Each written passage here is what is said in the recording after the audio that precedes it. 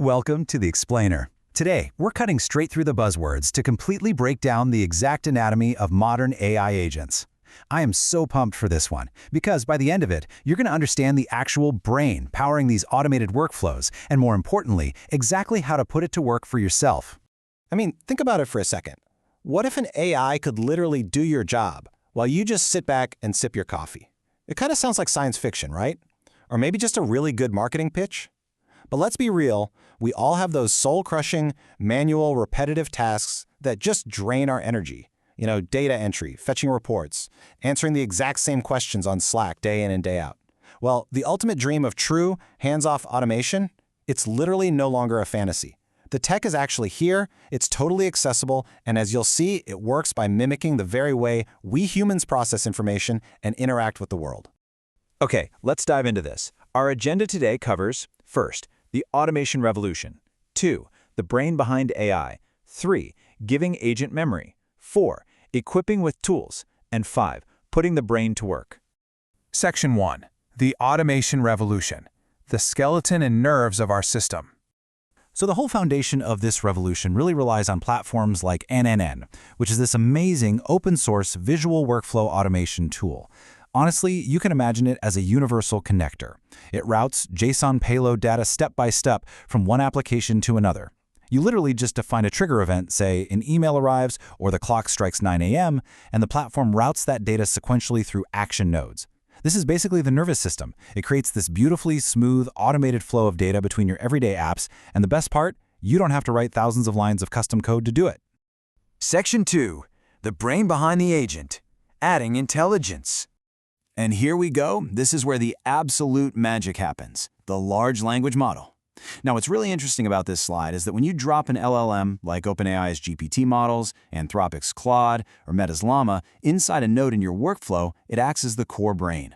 It isn't just following some rigid, boring, if-then rules. It's actively processing natural language inputs, it's understanding the context of the situation, and it's making its own decisions. It's actually reasoning about what to do next based on the instructions you've given it. So let's map this out. A trigger event feeds user input into the system.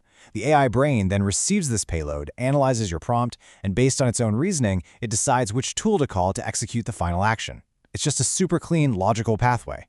We're talking about raw data being transformed into intelligent, real-world action right before your eyes. Section 3. Giving your agent memory. Persistent context. Of course, a brain is practically useless if it can't remember anything, right? To understand why persistent context absolutely matters, let's contrast the stateless agent on the left with the stateful agent on the right. If you tell a stateless agent, "Hello, my name is Mark," it'll happily greet you. But if your very next message is, "What is my name?" it's going to apologize and tell you it doesn't have access to personal info. It literally instantly forgets, zero continuous context. But by attaching a memory node to the brain, we create a stateful agent. Now, when you ask, "What is my name?" it reaches right into its persistent memory bank and accurately replies, "Your name is Mark. How can I help you today, Mark?" Boom! A complete game changer. Now, when it comes to actually giving our AI brain memory, there are two distinct flavors you need to know about. First, we have simple memory. This acts as a short-term context window, basically keeping the AI on track during a back-and-forth chat. It retains the last few interactions, so the conversation feels, natural.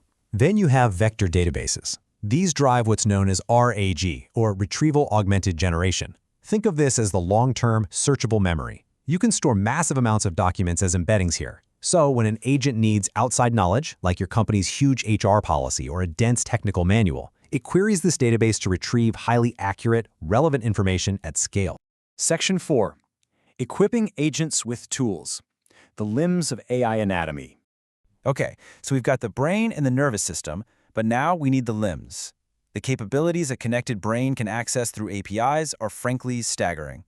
Just to rapid-fire a few, we can attach a Gmail tool so the AI can read, draft, and send emails for you. We can plug in Slack so it can listen to channels and DM your colleagues. It can use Perplexity to conduct live internet research on breaking news. It can use HTTP requests to hit web scrapers like Firecrawl to extract data from sites. It can even hook into cutting-edge media generation models, like Google VO3, to turn text prompts directly into high-quality video. The possibilities here are literally open-ended. So, the crucial point is that you actually do not force the AI to use these tools. You don't program a rigid rule saying always send an email. Nope. Instead, you just give the AI agent access to the Gmail tool and a brief description of what the tool does. The brain then autonomously decides exactly when to deploy it.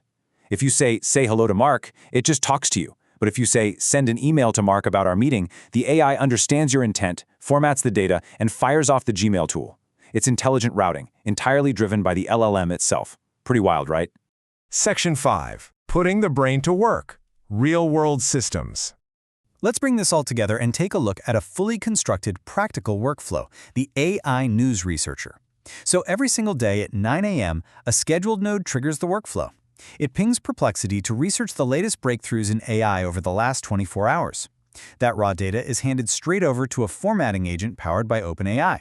This agent dips into a Google Sheet, which acts as a log, to cross-reference the headlines and make sure absolutely no news is repeated from the day before. It then formats a clean, readable digest and deploys the Gmail tool to email it to you. This entire coordinated dance of tools and memory happens completely on autopilot, delivering polished research without any human intervention at all. And this brilliantly illustrates what I like to call the ultimate zero-to-hero use case, the automated Slack assistant. In this workflow, a trigger listens to any direct messages you receive on Slack. So when a colleague messages you asking, hey, how is the project going? The AI agent immediately jumps into action. It uses a tool to read a Google Doc where you keep your real-time project statuses. It fetches the relevant update, processes the answer, and replies directly to your colleague in Slack entirely on your behalf. Now you might be wondering, how on earth does it know how to act like you? Listen to this exact system prompt straight from the source material. You are a team member. Your job is to impersonate the user as well as you can and respond to his team members' messages on his behalf. Sound friendly and natural in a typical tech working environment. By programming the bot's core identity this way, you completely transform the LLM from a generic robotic assistant into a literal digital clone of yourself, fully capable of fetching live data and maintaining totally professional communication. So we've basically built the complete anatomy. You've seen exactly how the nervous system routes the JSON payloads, how the LLM brain processes context and makes actual decisions, how memory nodes preserve continuity via embeddings, and how API tools act as limbs to reach into everyday apps like Slack, Gmail, and Google Docs. Now that you understand how all these pieces fit together to create intelligent workflows, the only question left to answer is this: what repetitive task will you automate first? Seriously, start looking at your daily routine through the lens of triggers, brains, and tools, and you will quickly realize that the automated future is entirely in your hands. Thanks for joining me on this explainer, and I can't wait to explore more fascinating systems with you next time.